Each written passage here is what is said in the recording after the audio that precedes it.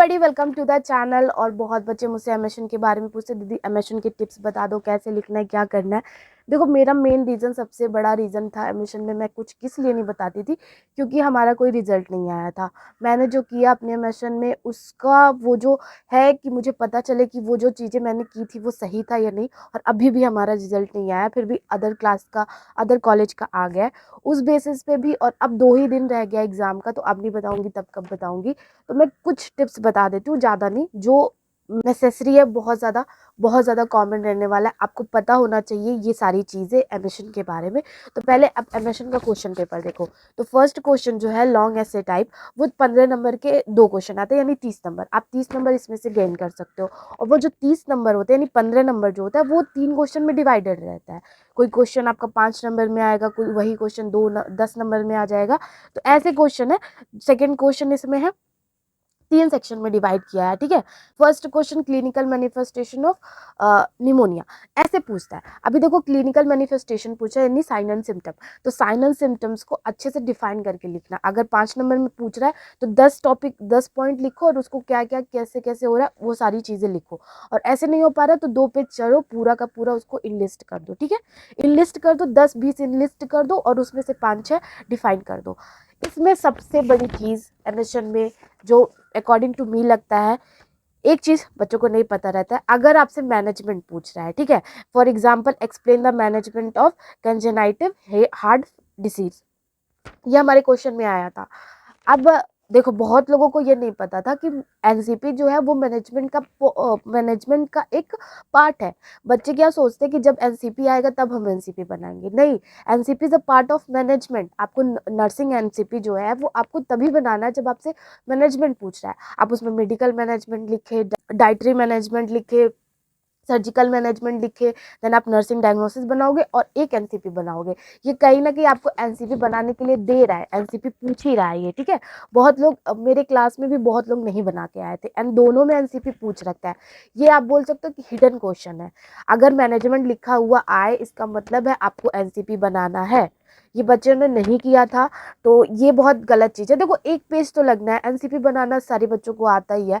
नहीं आता है तो बहुत सारे वीडियो लेक्चर है यूट्यूब पे, प्लीज़ एक बार देख के जाना, ठीक है। एक चीज़ हो गया, एक पॉइंट मैंने बता दिया कि मैनेजमेंट में एनसीपी बनाना। एनसीपी अगर लिख के आ रहा है तब तो बनाना ही बनाना है। अगर मैनेजमेंट में सिर्फ एनसीपी आ जा रहा है तब ज़रूर बनाना, ठीक है, तब भी ज़रूर बनाना। आपने अपना मेडिकल मैनेजमेंट लिखना, फिर उसके बाद से डाइटरी मैनेजमेंट लिख देना। देखो, आप कंटेंट बढ़ाओ, medical management, dietary management, surgical management, nursing management हो गया। उसके बाद नर्सिंग डायग्नोसिस लिखो 5, और एक उस पर एनसीपी बना दो, मस्त पेज अच्छे से फिल हो जाएगा।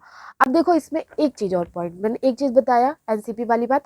दूसरा पॉइंट, एमएशन का जो फर्स्ट क्वेश्चन होता है या सेकेंड क्वेश्चन ही मान लो, कोई भी क्वेश्चन, और पूरी एमएशन की मैं बात करूँ, बहुत इजी है, ठीक है, बहुत इजी है पेपर।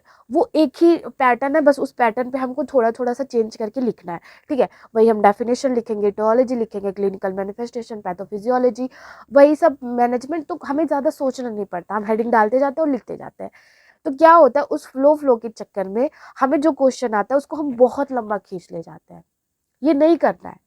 ये करने के चक्कर में पेज बचता ही नहीं है। अब तुम सोचो, 15 नंबर के क्वेश्चन में तुम 15 पेज लिख के आ रहे हो, क्योंकि इजी है क्वेश्चन। क्या है, क्लिनिकल मैनिफेस्टेशन और मैनेज, क्वेश्चन तो इजी है ना।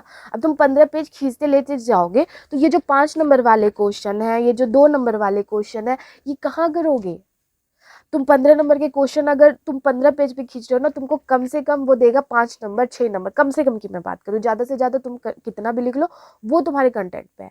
लेकिन 5 नंबर वाला छोड़ के आ जाओगे तो क्या ही होगा। 5 नंबर वाले में कम से कम भी देगा तो 3 देगा। तो गेन करने का भी वो सोचो, ठीक है, किस तरीके से हम गेन कर सकते हैं। तो पेज को मैनेज करना बहुत ज़्यादा ज़रूरी है, क्योंकि एमएशन में सिर्फ वो 32 पेज की कॉपी मिलती है, और हमें 32 पेज में अपना पूरा एमएशन कंप्लीट करना होता है। तो मैं ऐसे आपको बता रही हूँ, 15 नंबर के क्वेश्चन में कैसे भी आप डिफाइन करके 7-7 पेज लिखना। 7-7 कितना हो गया, 14 पेज कम। 5 नंबर वाले क्वेश्चन में, जैसे 5 नंबर के 5 क्वेश्चन है, 25 नंबर है पूरा का पूरा। अब 5 नंबर में 3 पेज लिखेंगे, 3 के लेना, ठीक है। 15 नंबर के क्वेश्चन में आप 7 पेज लिखो। 5 नंबर के क्वेश्चन में आप कितना पेज लिखोगे, 3-3 पेज लिखोगे। तो आपके कितना हो गया, 14 और 15, 29 पेज हो गया, 29 पेज हो गया। अभी आपके पास कितना है, 29, 30, 31, 32। अब 31 और 32 देखो, अब इसको 2 नंबर के जो क्वेश्चन आते हैं उसमें ज़्यादा तो लिखना नहीं है, हाफ पेज लिखने हैं। तो उसमें 4 क्वेश्चन है, अब दो पेज में आराम से लिखो लोगे, 2 नंबर वाले जो क्वेश्चन है हाफ करके उसको आराम से लिख लोगे। एंड अब 1 पेज आपको चाहिए आपके मल्टीपल चॉइस क्वेश्चन के लिए, वो पूरा का पूरा 12 नंबर आपके पेपर में मायने रखता है, ठीक है। तो प्लीज़ उस पेज को मैनेज करना ज़रूर रखना। मैंने पेज मैनेज कैसे करना है वो भी मैंने बता दिया। 15 नंबर के क्वेश्चन को 7 पेज में कैसे भी तुम करो, 7 पेज में भी 1 पेज तुम्हारा किस में जाना चाहिए, एनसीपी में, ठीक है। यानी आपको 6 पेज में आपका पूरा का पूरा वो क्वेश्चन लिखना और 1 पेज में एनसीपी बनानी है। एनसीपी आएगा, अगर डायरेक्टली एनसीपी आ रहा है तब तो बनाना, लेकिन अगर मैनेजमेंट दिया है तो उसमें भी तुम्हें एनसीपी बनानी है, कहीं ना कहीं एनसीपी उसमें बनानी है। तो एक तो एनसीपी में चला जाएगा, यानी 6 पेज में आपको पूरा का पूरा वो 15 नंबर का क्वेश्चन करना है। प्लीज़ इस चीज़ को ध्यान देना, ये चीज़ बहुत बच्चे इस चीज़ का मिस्टेक करते हैं। एंड अभी भी हमारा रिजल्ट नहीं आया है, तो रिजल्ट वाली बात है, मैं इसी वजह से नहीं बना रही थी ये वीडियो। बट मैंने सोचा कि अब जब एग्जाम हो जाएगा तो मैं बता के क्या करूँगी, एक छोटा सा वीडियो, इन्फॉर्मेशन वीडियो बना देती हूँ। As a senior 3rd semester का एग्जाम दे चुकी हूँ, तो थोड़ा सा नॉलेज है।